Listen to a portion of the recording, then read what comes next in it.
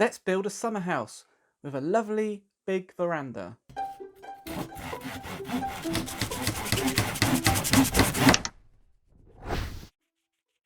We had this great space in our side garden and I really needed some more storage. Also wanted somewhere to sit in the shade on a sunny day. Our son had outgrown the trampoline. I bought myself a cheap chainsaw, cost 50 quid.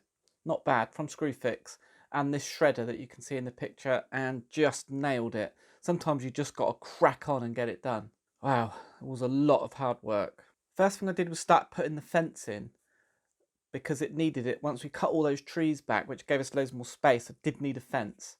I did it with cross rails, gravel boards. Interestingly, it is staggered like that because I had to copy a fence that was already in situ. Once the fence was up, I built the base, which is going to be decking. Once the decking was finished, I actually had my 40th birthday, so I built a little temporary bar for a party. It was brilliant. I absolutely loved it. And of course, you can't have a party without a gin and tonic. Once the party was over, it was back to work. I bought an 8x4 standard shed and I built that first. I put the base down, then fixed the sides together. Next up, I attached the front of the tent shed. The roof is sloping off to the rear. It came with the most crappiest of windows. It was like a flimsy bit of perspex, but I got lucky on this, as you'll see a little bit later. Then there was the door that didn't want to go on. I mean, it really didn't want to go on. But it wasn't going to beat me. I got that door screwed on, trust me. This is where it starts to get a little bit more tricky. I needed to put the roof on. Because I wanted to put a veranda on, I had to build it in such a way that I could extend the roof out once the other bit was in place. So a lot of this was trial and error, and I was building it as I went. I wanted a rail to go round with spindles, so I made my own. I just made it out of timber. First post in, and then I could put the cross framework in. I put the post on the other side as well. That gave me enough support just to get the roof on, and I used 12mm OSB. You might also notice in the background that the window looks different. This was brilliant. I actually found I had a couple of pieces of double glazed glass. Can't even remember where it came from, but it had that nice white cross effect on it, and they almost fitted the window exactly. So that was 2 panels, and all I had to do was cut about 10mm off the top and bottom. Here I'm just putting in the centre post. Because I was kind of building it as I went, I did actually put in some smaller timber just to get the roof up, and then I reinforced this later with some thicker CLS on top of that, just to give it that extra bit of support, which it obviously needed. I needed to trim the roof off so it was nice and flush, and I got up and used the circular saw to do that. I decided I wanted a really good quality roof, so I used torch on, and I used an under felt and a top felt. I used this fantastic hook blade to cut it. It's brilliant for felt. It really makes the job much easier. I cut all the felt to size, marked it up with a pencil, dragged the hook blade across it. Roll it all up, ready to go up on the roof. Not really a DIY job, this one. It's quite tricky to do. And then the top felt.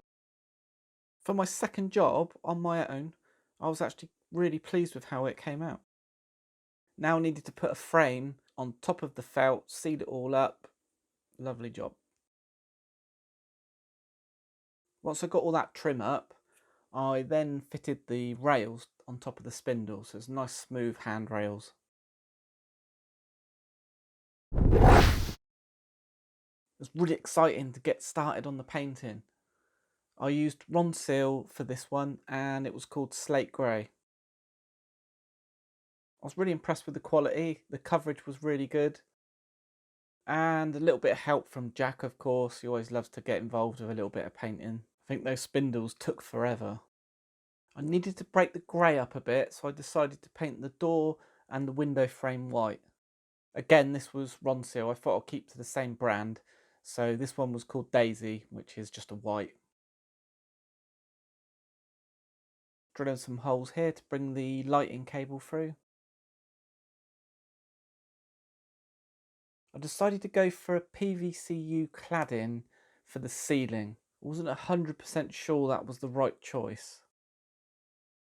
Get the cables nice and tidy by hiding it in some lovely white trunking.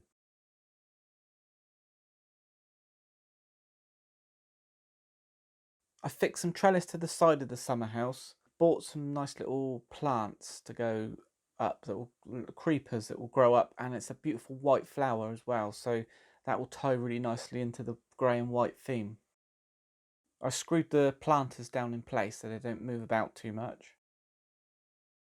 Obviously fill them up with soil before we put the plants in.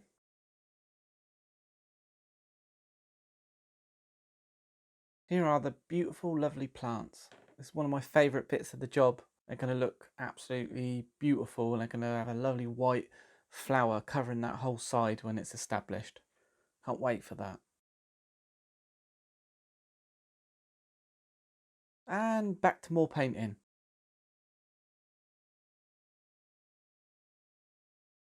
And a little bit more painting.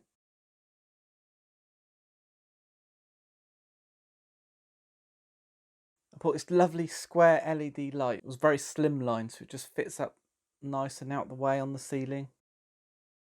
And more painting.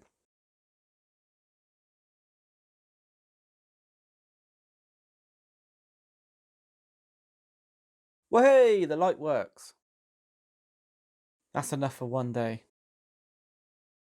I've had an idea for the bar.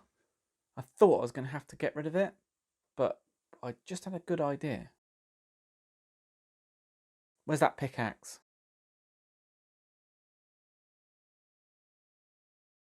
The roots here are incredible. It took me ages, but I dug a hole, put some stones in, put the sand in, and then laid the slabs for, guess what?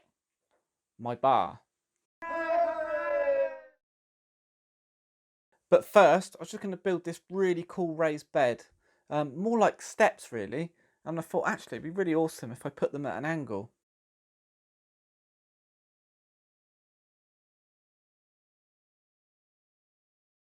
Yeah, always check your level.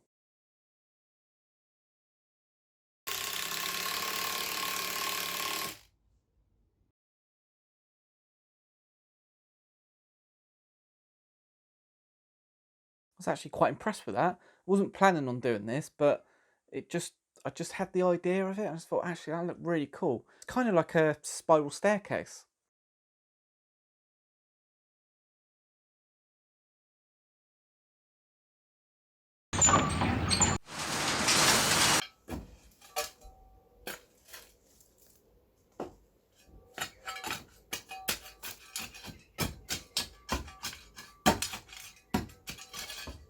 I need somewhere to keep all my wood. I never throw any wood out. I always keep all my scrap wood. So I need quite a large area. So I built this little gate at the back. And this bit would be walkway. So I put the sand down there and then put the stones on. So it gives me a nice little access now to get into my scrap wood. This is quadrant beading. And it's for putting on the inside of the window frame that I built. I cut the miters and glued it in. I also built up the area where the barbecue was going to go, just a little raised bed. This could be temporary, or I might build up the slabs up higher around it so you can sort of stand higher as well. I moved the bar back onto where the new paving stones are. Cut some little pallet wood to finish it on the side.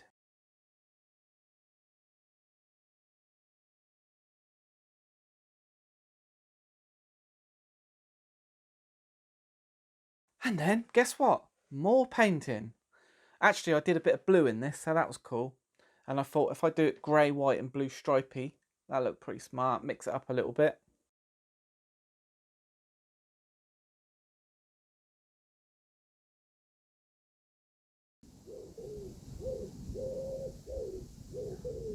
We have a family of wood pigeons living in our garden trees, so you hear that noise all the time. I like that. Reminds me of a seaside deck chair. I painted around the top trim as well. That really helped, tidied it up a lot. Oh yeah, I need a shelf behind the bar. Don't!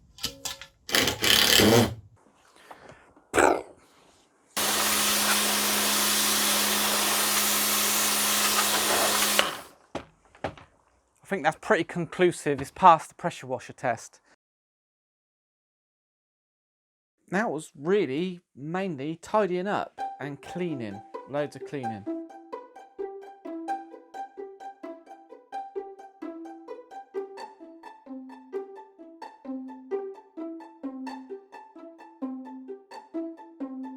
Okay, so here we are, we're all finished. I've got my glass of wine. Very nice. It's been a lot of hard work, but I'm really pleased with the end result. It's everything that I hoped for. We've got the space for the table and chairs, we've got the storage for all our stuff. We've got shade, so we can sit under here on a nice hot day. Like all gardens, it's going to mature with age. It's going to just become better and better. I am going to add a couple of little bits to it. I've still got some work to do in the actual storage area, so I'm going to line that with ply, paint it all out, put a nice floor in there so it's really clean and tidy. I'm really happy with the PVC-U roof.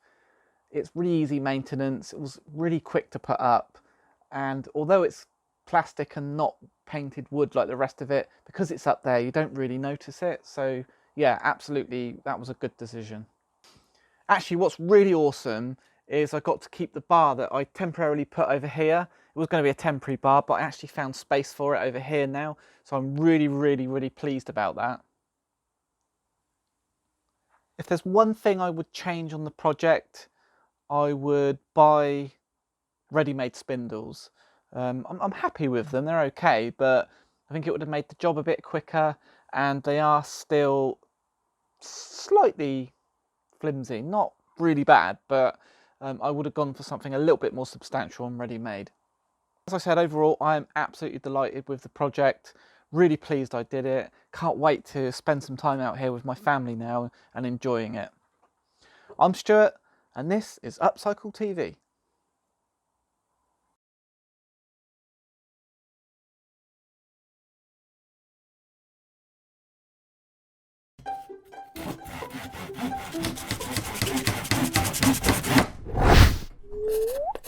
Thanks for watching the video. I hope you really enjoyed it. If you don't want to miss any of our content, subscribe to the channel and click the bell so that you get all the notifications. You can also follow us on Twitter @UpcycleTV. And we have a website where you can buy and sell furniture. It's completely free to use.